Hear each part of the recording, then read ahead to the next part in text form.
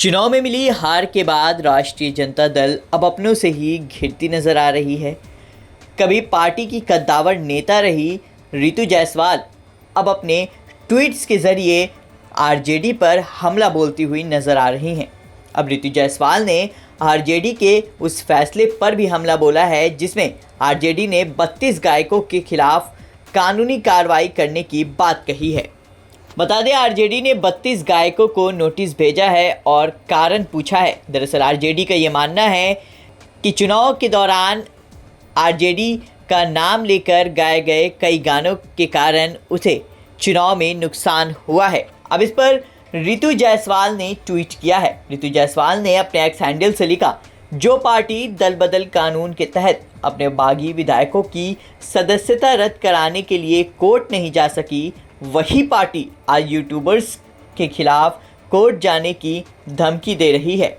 इन YouTubers पर कार्रवाई होनी ही चाहिए। सीटों के बंटवारे में और सिंबल के वितरण में गड़बड़ी भी इन्हीं यूट्यूबर्स के कारण ही तो हुई थी। बता दें, रितु जायसवाल को परिहर विधानसभा से आरजेडी ने टिकट नहीं दिया था, जिसके बाद उन्होंने निर्दलीय चुनाव लड़ा था और दूसरे नंबर पर आई थी। रितु जायसवाल के निर्दलीय चुनाव लड़ने से आरजेडी को यहां भारी नुकसान भी देखने को मिला। आरजेडी ने स्मिता गुप्ता को चुनावी मैदान में उतारा था, जिन्हें 48,534 वोट आए थे। वहीं दूसरे नंबर पर निर्दलीय लड़कर रितु जायसवाल रही थी। रितु जायसवाल को 65,455 वोट आए थे। रितु जायसवाल और स्मिता गुप्ता की लड़ाई के बीच ये सीट भारतीय जनता पार्टी के खाते में चली गई। यहां से गायत्री देवी ने चुनाव जीता, जिन्हें 82,644 वोट आए।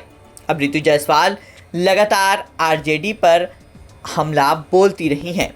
गौरतलब हो कि आरजेडी के गानों का जिक्र प्रधानमंत्री नरेंद्र मोदी ने चुनावी सभा के दौरान भी किया था। वहीं अब आरजेडी इन गायकों के खिलाफ एक्शन लेने के मूड में आ गई है।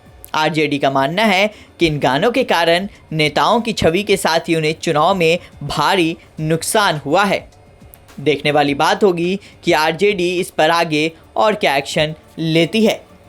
बिहार में एसआईआर कराने से लाभ हुआ है बीजेपी को, दूसरे राज्यों में भी एसआईआर कराने। भैया, जो घुसपैठियाँ हैं उसको बाहर करना है।